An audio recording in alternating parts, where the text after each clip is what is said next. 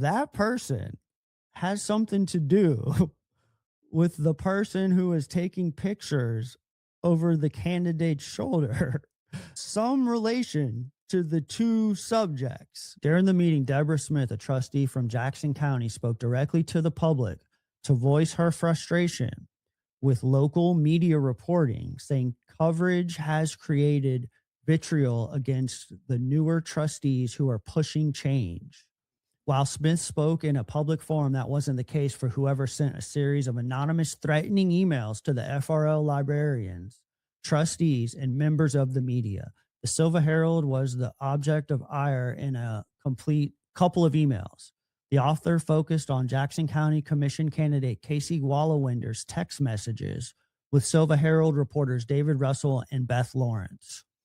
The emails were sent from the address, this account, drussell69 at ProtonMail.me, which is, going after Dave Russell of the Silva Herald.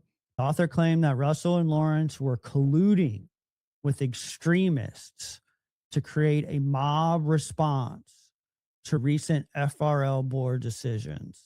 The email contained excerpts from text messages from Wallawinder to the reporters, threatens legal action and calls on Russell and Lawrence to resign. Dave Russell and Beth Lawrence have proven they are not journalists and are merely activists against our libraries and against democracy. The email reads, "This is your only warning," it added.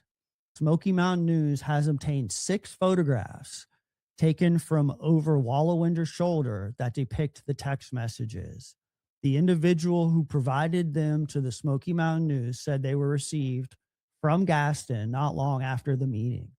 Wallawinder confirmed the photos are accurate and that Gaston was sitting in the position to take the picture from the angle.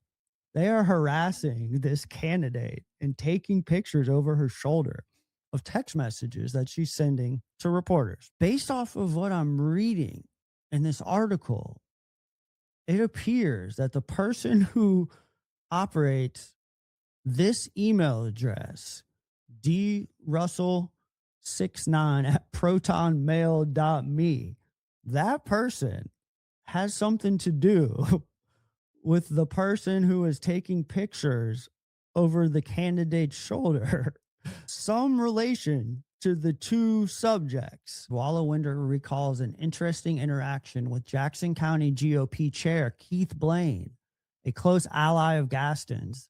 The following morning after this meeting, the morning after this picture was taken over this woman's shoulder, the president of the Jackson County GOP chair, the chair of the Jackson County GOP, approached the same woman. Keith Blaine ran out and said, "Casey, did you have fun talking to Dave and Beth at the meeting last night? These men are acting like children." Over her shoulder and reading her text messages, playground banter. That is things that children say on the playground. Wallawinder said that implied that Blaine had knowledge of the photos before the emails were sent. It hasn't been confirmed that Gaston or Blaine sent the anonymous emails, but much of the language mirrors that of an email sent by Gaston from his wife's Macon County Library Advisory Board account in February of last year. The emails also read similar to a letter to the editor from Gaston published in last week's edition of the Franklin Press, in which he makes sweeping claims to sparge the leftist minority and anti-American ideology. However, in a text message to the Smoky Mountain News, Gaston denied sending the emails, and in a phone call, Blaine didn't deny having knowledge of the emails, but rather asked to see the emails so he could weigh in on their contents. "I didn't send the email, but if you would be happy to give me a copy of it, I might be able to help you find out where it came from."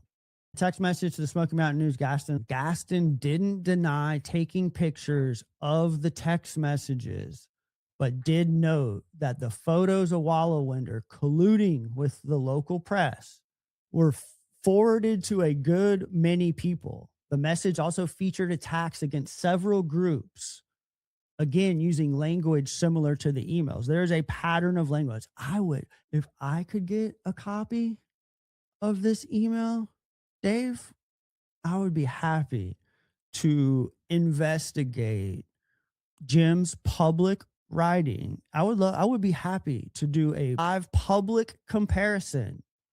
David Russell, send me a copy of that email, the threatening email that you received, and we will do an on-air analysis of comparing that writing to Jim's public writing that he's posted in various opinion pieces over the years. Let's make that happen, David Russell. There's only one thing to do. There's the email address right there. If you have something nice to say to these folks, if you want to give them a piece of your mind, there's no telling how long they're going to keep this email address active. But if you have questions, I encourage you to maybe ask them.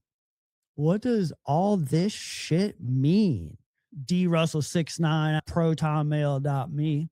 We're going to send them an email tonight to see if one of those two gentlemen would like to come on this podcast and share their message. One of those two gentlemen want to come on the podcast and prove to me that they're not behind sending those emails right now. Because according to everything that has been reported, y'all are doing this shit, doggy. Y'all are doing this shit. Rumor has it, so I was told. Word on the street, y'all are doing this shit, bro.